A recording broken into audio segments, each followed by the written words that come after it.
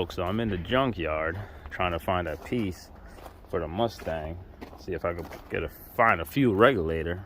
I could be out here for hours, and then bam, I found a car that has it. So now I'm gonna get the one off this. Let me see what car this is. It's a Lincoln MK7. So they got the 5.0 high output. I'm gonna take off the upper and lower intake manifold so I could get to that little bastard right there. I'm probably gonna take this one off the junkyard and see if this one's any good.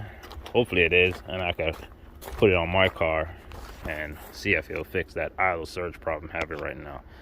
So stay tuned.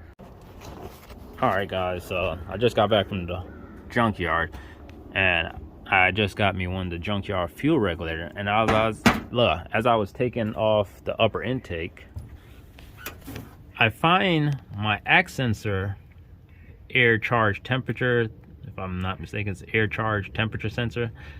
I found the wire was like squished under here, so I think that might have been the issue on why it was idling so funky, because this wire is just done. So what I'm gonna do is resolder it, and when I install the upper intake, I'm gonna make sure I have this not on here where it's gonna get squished again. Hopefully that solves the problem. Plus I'm just gonna replace it with a used one from the junkyard. Hopefully this is good. I don't have to come back in here and replace the original one, or my older one I should say. So I can't believe it. I think this might be the culprit right here, because look at this, it's not touching anything. The wires are done. So hopefully this might fix my problem. We'll find out. All right, so I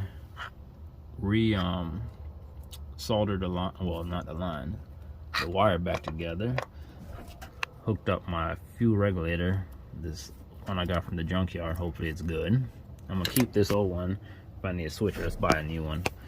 And yeah, now I'm gonna put everything back up, upper intake manifold, and see if the check engine light and if everything goes. But let's just show you the culprit again, if I can find the dang thing. Yeah, this wire right here. See how squish it is? But more to come, stay tuned.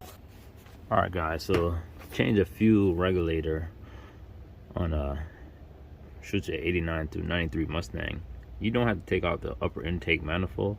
All you have to do is take these two 8mm bolts for the fuel rail, take off the, should say the freaking throttle body, take that all off, and then you can just pry this up and you'll get it up out, so you have enough space to use your Allen to get this off. So right now I'm installing the new fuel pressure regulator. Hopefully that solves the issue, so stay tuned, more to come.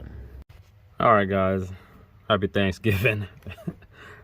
I had a little time, so I was back on the Mustang trying to figure out what the problem is. So what you can see in front of you is my fuel pressure gauge, and after all this time, figured out my fuel pump went out, because now there goes the fuel pump primer. You see the gauge doesn't move. Me cracking it, gauge doesn't move at all.